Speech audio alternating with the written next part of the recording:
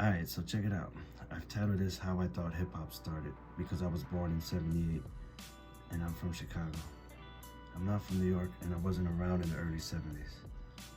I didn't witness the birth of the culture firsthand. Although when I was young, hip hop was everywhere. I even remember breakdancing in front of my crib back when I was like 6 years old. But I wasn't really introduced to the culture until high school. It wasn't until '92 when I really began to learn about the culture. My high school friends were three of the dopest MCs you never heard. We threw in one of their brothers and the four of them were one hell of a squad.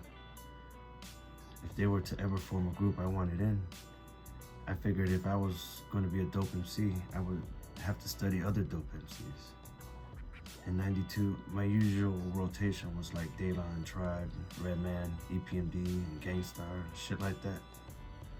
But I felt like to really understand, I had to go back and listen to guys like Rakim, Big Daddy Kane, Cool G Rap. After listening to them, that led me to Chuck D and KRS. And after that, that led me to Brother J and Wise Intelligent. So yeah, I heard it all, and I'm grateful I put myself through those lessons. At some point within those lessons, you begin to understand that the music, the arts, the elements, those alone are not the culture. The culture is something else. There's a little something more to it than that. And in order to understand what that is, you gotta dig a little deeper. Now, when we think about how hip hop started, most of us go straight to the park jam, the rec center, the DJs on the 1 and 2s, the community outside kicking it together. That's the image everybody carries. Now, I'm not saying that's wrong because that's what happened. But what we don't talk about is what it took for that moment to even be possible.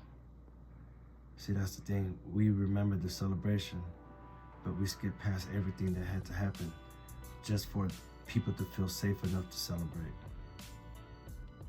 Because there was a time when the Bronx wasn't playing. It wasn't about who had the best sound system or who could rock a party. It was about what block you were standing on and whether you belonged there. The city itself had already turned its back on these neighborhoods. Landlords were torching their own buildings. Gangs controlled entire blocks like territory in a war. Then on February 3rd, 1964, also known as Freedom Day, close to 500,000 New York City public school kids didn't show up to class. Not because they were being truant, but because their parents kept them home on purpose, in protest, demanding the city actually integrate its schools instead of just saying it did. Almost 500,000 kids. That's not a small moment in history. That's one of the biggest school boycotts this country has ever seen. And it happened right there in New York, years before anybody was ever thinking about hip hop. So when we talk about the conditions that led to hip hop, we have to start there, because this is where the disruption starts.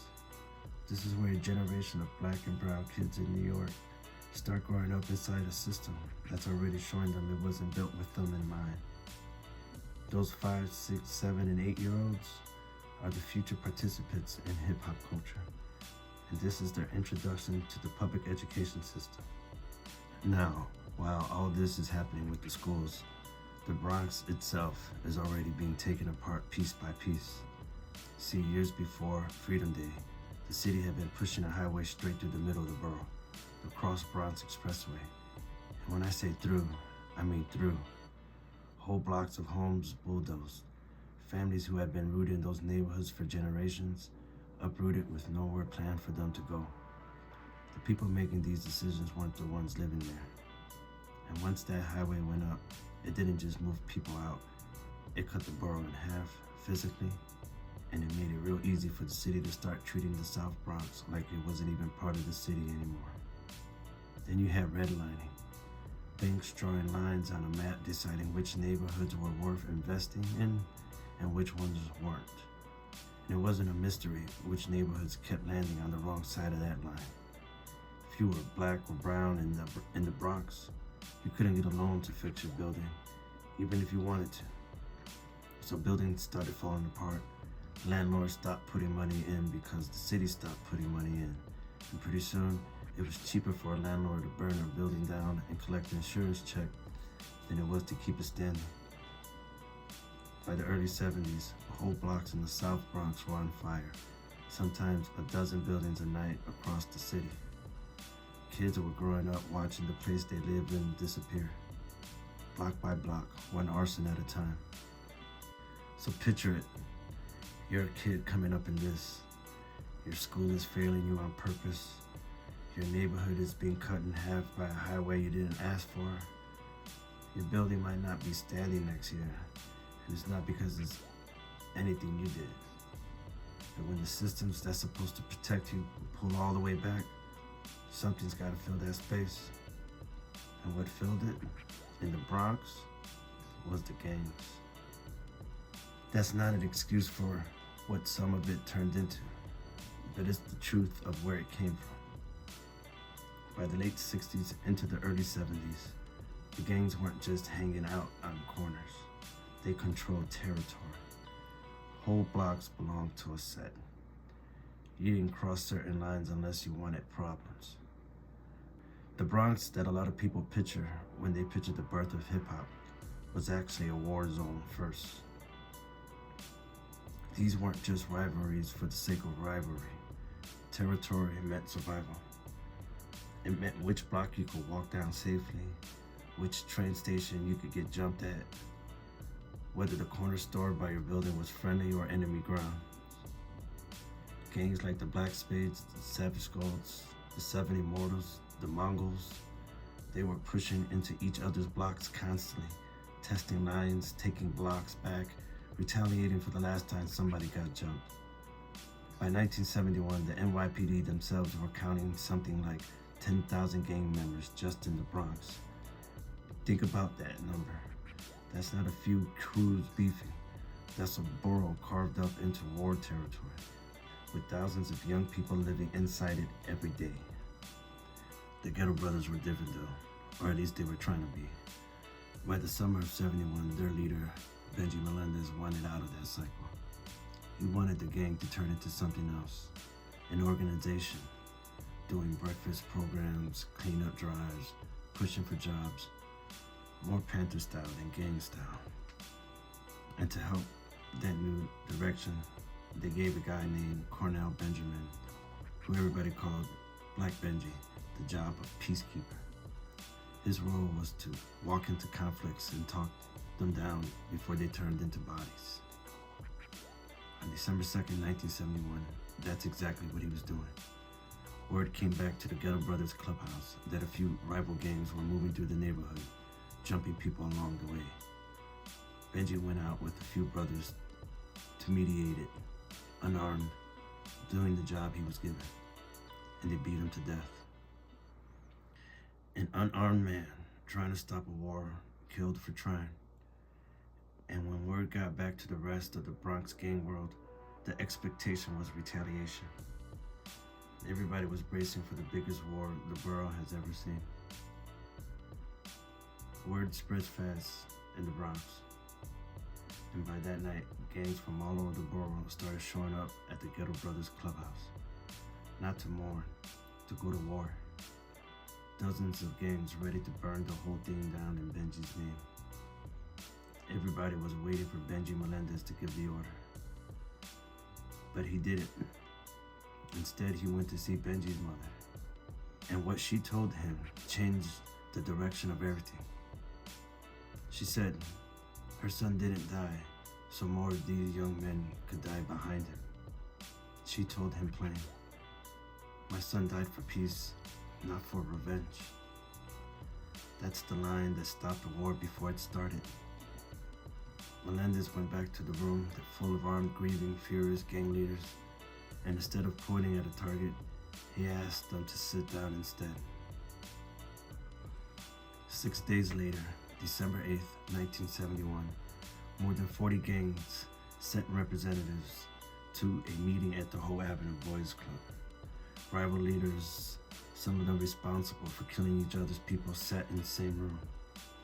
No treaty like that had ever really been attempted before, not at that scale. It didn't erase everything overnight. Gangs are still gangs, but it set something in motion. A framework for handling beef without it automatically ending in bodies. And that truce is what opened the door.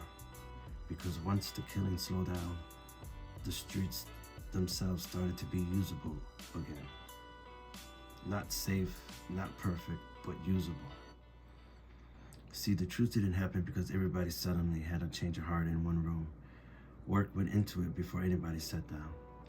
After Benjy's mother told Melendez her son died for peace, not war, Melendez and his second in command, Karate Charlie Suarez, didn't just call a meeting and hope for the best. They went and got buy-in first. They reached out directly to Felipe Blackie Mercado, president of the Savage Skulls, one of the biggest gangs in the Bronx at the time, and got him on board before anybody else showed up. And that's strategy. You don't walk a room full of armed rivals into a truce code. You line up your biggest potential problem first, and once he's in, everybody else has to think twice about being the one holding out. Then it wasn't just gang leadership doing the work. There were people whose whole job was exactly this. A guy named Eduardo Vincenti, they called him Spanish Eddie, worked the Bronx Gang Crisis Squad for the City Youth Service Agency.